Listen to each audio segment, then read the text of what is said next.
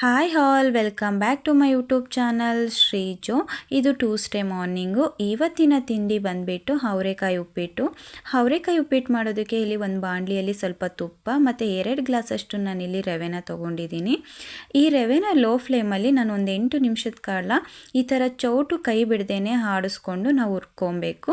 ಆವಾಗ ತಳ ಹತ್ತದೇನೆ ರವೆ ಕ್ಲೀನಾಗಿರುತ್ತೆ ಮತ್ತು ಕಪ್ಪು ಕೂಡ ಆಗಲ್ಲ.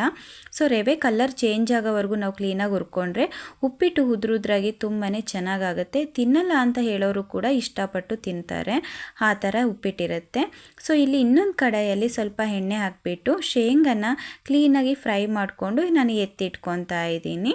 ಈಗ ಅದೇ ಬಾಣಲಿಗೆ ಸ್ವಲ್ಪ ಸಾಸಿವೆ ಮತ್ತು ಕರಿಬೇವು ಹಾಕಿ ಸ್ವಲ್ಪ ಹೊತ್ತು ಹುರ್ಕೊತೀನಿ. ಈಗ ನಾನು ಹಸಿಮೆಣ್ಸಿನ್ಕಾಯಿ, ಒಣಮೆಣ್ಸಿನ್ಕಾಯಿ 2 ಕೂಡ ಹಾಕಿದ್ದೀನಿ. ನೀವು ಬೇಕಾದರೆ ಯಾವುದಾದ್ರೂ ಒಂದಾದರೂ ಯೂಸ್ ಮಾಡ್ಬೋದು.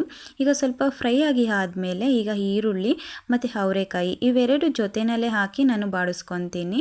ಈ ಥರ ಮಾಡೋದ್ರಿಂದ ಅವರೆಕಾಯಿ ಎಣ್ಣೆಯಲ್ಲಿ ಸಾಫ್ಟಾಗಿ ಚೆನ್ನಾಗಿ ಬೇಯುತ್ತೆ. ಸೊ ನಾವು ಅವರೆಕಾಯಿ ಎಷ್ಟೋ ರೆಸಿಪಿನ ಟ್ರೈ ಮಾಡ್ತೀವಿ, ಹಾಗೆ ಉಪ್ಪಿಟ್ಟು ಕೂಡ ನೀವು ಕೂಡ ಮಾಡಿರ್ತೀರ. ಆದರೆ ರವೆನ ಚೆನ್ನಾಗಿ ಉಟ್ಕೊಂಡು ಉಪ್ಪಿಟ್ಟನ್ನ ಮಾಡಿದ್ರೆ ತುಂಬಾ ರುಚಿಯಾಗಿರುತ್ತೆ. ಈಗ ನಾನು ಇದಕ್ಕೆ ಹಸಿ ಬಟಾಣಿ, ಚಿಕ್ಕದಾಗಿ ಕಟ್ ಮಾಡಿರೋವಂಥ ಆಲೂಗೆಡ್ಡೆ ಹಾಗೆ ಕ್ಯಾರೆಟು ಇವನ್ನ 3 ಹಾಕಿ ಚೆನ್ನಾಗಿ ಬಾಡಿಸ್ಕೊತಾ ಇದ್ದೀನಿ. ನೀವು ಯಾವುದೇ ರೀತಿ ತರಕಾರಿ ಬೇಕಾದರೂ ಯೂಸ್ ಮಾಡ್ಬೋದು. ರುಚಿಗೆ ತಕ್ಕಷ್ಟು ಇಲ್ಲಿ ಉಪ್ಪನ್ನ ಹಾಕ್ಬಿಟ್ಟು ಇನ್ನೊಂದು ಸ್ವಲ್ಪ ಹೊತ್ತು ಬಾಡಿಸ್ಕೊತಾ ಇದ್ದೀನಿ.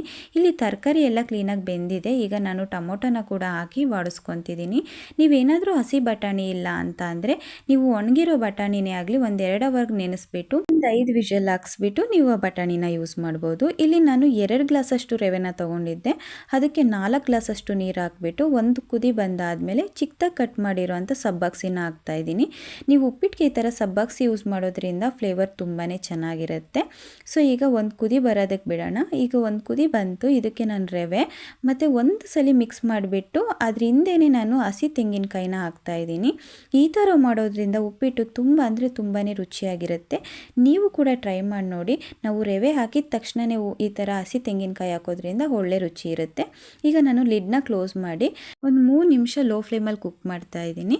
ಸೊ ಈಗ ಇದಕ್ಕೆ ಕೊತ್ತಂಬರಿ ಸೊಪ್ಪು ಮತ್ತು ನಾವು ಆಗಲೇ ಶೇಂಗಾನ ಹುರಿದಿಟ್ಕೊಂಡಿದ್ವಿ ಅಲ್ವಾ, ಅದನ್ನು ಕೂಡ ಹಾಕಿಬಿಟ್ಟು ಕ್ಲೀನಾಗಿ ಮಿಕ್ಸ್ ಮಾಡಿಬಿಟ್ಟು ಮತ್ತೆ ಇದನ್ನು ಲಿಡ್ನ ಕ್ಲೋಸ್ ಮಾಡಿಬಿಟ್ಟು 1 ನಿಮಿಷ ಲೋ ಫ್ಲೇಮಲ್ಲಿ ಕುಕ್ ಮಾಡಿಬಿಟ್ಟು ಅದಾಗಿದ್ದು ಒಂದು 5 ನಿಮಿಷಕ್ಕೆ ನೀವು ಲಿಡ್ನ ಓಪನ್ ಮಾಡಿದ್ರೆ ರುಚಿಯಾಗಿರುವಂಥ ಅವರೆಕಾಯಿ ಉಪ್ಪಿಟ್ಟು ಅವರೆಕಾಯಿ ಸೀಸನಲ್ಲಿ ತುಂಬಾ ಚೆನ್ನಾಗಿರುತ್ತೆ. ಖಂಡಿತ ಟ್ರೈ ಮಾಡಿ ನೋಡಿ. ಬಟ್ ನಾವು ರವೆ ಹಾಕಿದ ತಕ್ಷಣವೇ ಕೋಕೋನಟ್ ಹಸಿ ತೆಂಗಿನಕಾಯಿ ಹಾಕೋದ್ರಿಂದ ಒಳ್ಳೆ ಟೇಸ್ಟ್ ಇರುತ್ತೆ. ಈ ಸಿಂಪಲ್ ಟೆಕ್ನಿಕ್ನ ನೀವು ಕೂಡ ಒಂದ್ಸಲ ಯೂಸ್ ಮಾಡಿ ನೋಡಿ. ಉಪ್ಪಿಟ್ಟು ತಿನ್ನಲ್ಲ ಅನ್ನೋರು ಕೂಡ ಇಷ್ಟಪಟ್ಟು ತಿಂತಾರೆ. ಹಾಗೆ ಪ್ಲೀಸ್ ನನ್ನ ಚಾನಲ್ನ ಸಬ್ಸ್ಕ್ರೈಬ್ ಮಾಡ್ಕೊಳ್ಳಿ. Thank you for watching all.